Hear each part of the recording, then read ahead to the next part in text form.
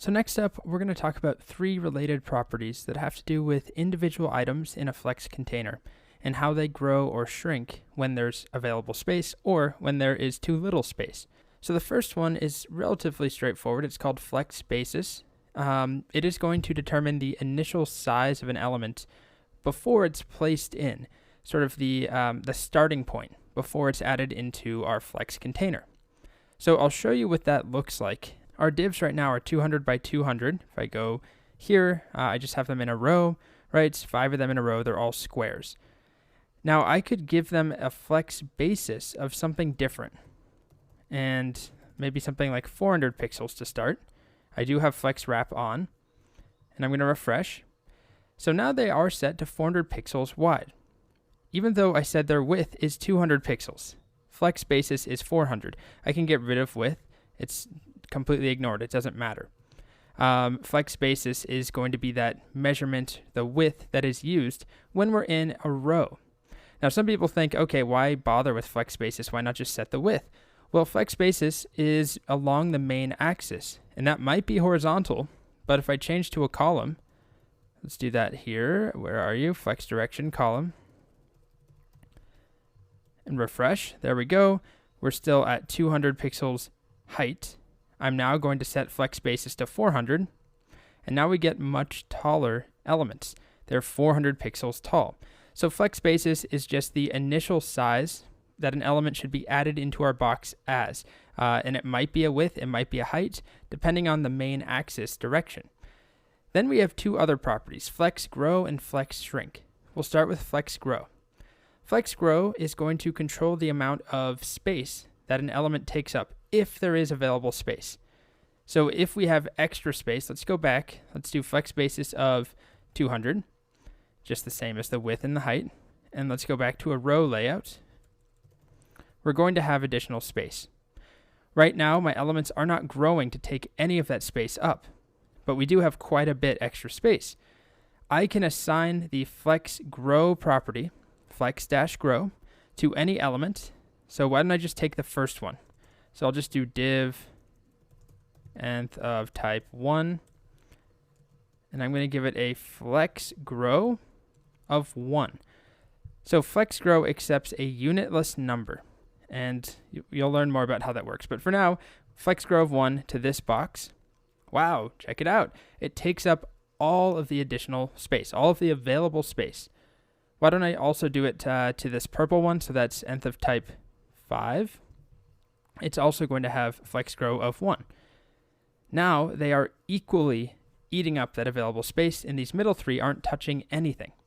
And now if I gave all divs a Flex grow of 1, Flex grow of 1, just like that, none of them are 200 pixels anymore. They're all growing to take up that space evenly. Now if I shrink this down, they're all sharing that space evenly as well. So here we are. They're probably about 200 pixels each here, but then they start to grow.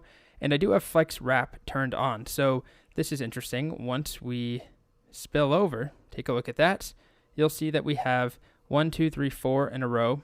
And then this one takes up all of the available space until this guy gets booted off right there. Once it goes smaller than 200 pixels, it goes on to the next line. It's wrapping. Now they're sharing that space. And that's what we end up with. Now you can change this behavior. We can decide, actually, I don't want this one to go past a certain width or a certain height. We can do things like set a min width or a max width, just as an example here, max width of 300 pixels on every div. So now they do grow, right? They start at 200 and they're going to grow to hit 300, and then there's just extra space. And you can do the same thing with min width to prevent them from getting too small if you want. Anyway, what's important about Flex grow though is that I can assign a different number to other elements. So let's give all of them Flex grow of 1. Actually, let's not do that. Let's give the first one Flex grow of 1, and then the last div a Flex grow of 2. It's all about proportions. So what this is saying is any available space, twice as much of it should be eaten up by this div, the 5th div, the purple one, as this green div. So both of them will eat the available space. So let me get rid of that max width, by the way. Here we go. They both grow, but this one grows twice as, or it takes twice as much of the space as this one. And if I open up my DevTools, I'm sure we'll be able to see. Let's move that. Hover there. So this one is, what, 520 something pixels? This one is 360. Let's go to an easier size. Here we go. So each of these are 200 still. This one is 250 roughly. It grew 50 pixels. And this one is 300 roughly. So it added 100 pixels. 100 versus 50, it added twice as much as that left one. So that's how Flex Grow works when there is additional space. How is that space divided? Now, if there is not additional space, if Flex Basis is much larger, I don't know, 500 pixels. Oh, well, I have Flex Wrap on. But if I turn Flex Wrap off, right, they're all going to be the same size. They're all trying to hit 500 pixels. They're probably actually not even 500 pixels. They're probably smaller. So it's not always going to make things grow. It's just if there is space available. And then that brings us to Flex Shrink, which is kind of the same concept. It governs the rate that elements shrink when there is not enough space in the container.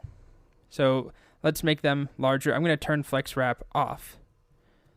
And then I'm going to make one of them, or I'll give all of them a flex basis of something large, like 600 pixels. They're not going to fit as 600 pixel elements. Right now, they're all evenly shrinking. So let's give this first one a flex shrink of 2. Refresh, and it shrinks faster than the others. Now, I don't know what size these are. I could open up my DevTools here and pop this out. Let's see. So this is 433, 433, 433, 433. This one is 267. Now, if I wanted to make it shrink faster, I could do flex shrink of 3.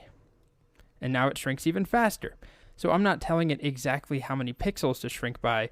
I'm just telling it how much it should shrink relative to other elements. So I could give, the last one here a flex shrink of, how about 0? Now, it's not going to shrink at all, and it should be exactly, let's take a look, 600 pixels. It's just not going to shrink. Everything else will shrink, including this first box here, that light green one.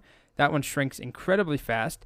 This one does not shrink at all. And the others, the default value is just 1. They'll all shrink at the same rate. And there you go. You can see we've totally altered how these elements shrink down when there's not enough space.